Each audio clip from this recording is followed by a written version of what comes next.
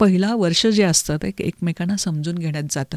उगीच गैरसमज जे मनामध्ये होतात ना, की सासू अशी, नणंद अशी, सून म्हणजे अशीच की ती माझं घर फोडायला चाललेली आहे आणि माझ्या म्हणजे मुलाला माझ्यापासून वेगळं करायला आली आहे, असं जर सासूने डोक्यात ठेवलं तर मग ती सुनेशी नीट वागूच शकणार नाही.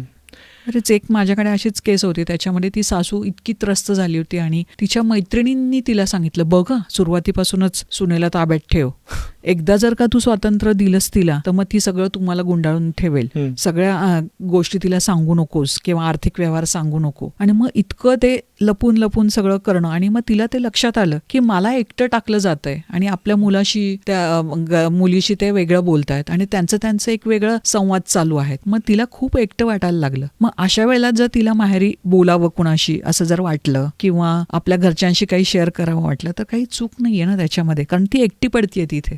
मग तिलाही त्या घरात सामावून घेतलं पाहिजे की ती पण दुसऱ्या घरातून आलेली आहे, तिचं अपब्रिंगिंग वेगळं आहे, तिच्या आवडीनिवडी वेगळ्या आहेत, तिच्या सवयी वेगळ्या आहेत. मग तिला इथं राहायला अवघड होतंय काही गोष्टी, तर तिला रुळायला वेळ लागेल. हे सगळ्यांनी समजून घेतलं पाहिजे, त्यांनी पण आणि घरातल्यांनी पण. म्हणजे आता घरात अगदी तिला हापचड्डी घालून फिरायची सवय आहे, लोळत पडायची किंवा काही मासिक पाळीच्या वेळेस की तिला त्रास होतो म्हणून ती झोपून राहते, काही काम करत नाही. हे तिचे आई वडील ऍक्सेप्ट करतात आणि त्यांना माहिती आहेत तिच्या सवयी. आणि ज्या वेळेला लग्न होऊन ती सासरी येते त्यावेळेला सासूला या गोष्टी माहिती नसतात. हे काय दिवस दिवस झोपून राहते, काहीच करत नाही, असं कसं काय, आणि घरात असे कपडे घालून फिरणं योग्य आहे का? हे नुसतं मनातल्या मनात बोलून उपयोग आहे का? हे सेल्फ टॉक उपयोगाचे नाहीयेत. मग जर काही वाटतं आहे तर संवाद साधा ना, बोला तिच्याशी.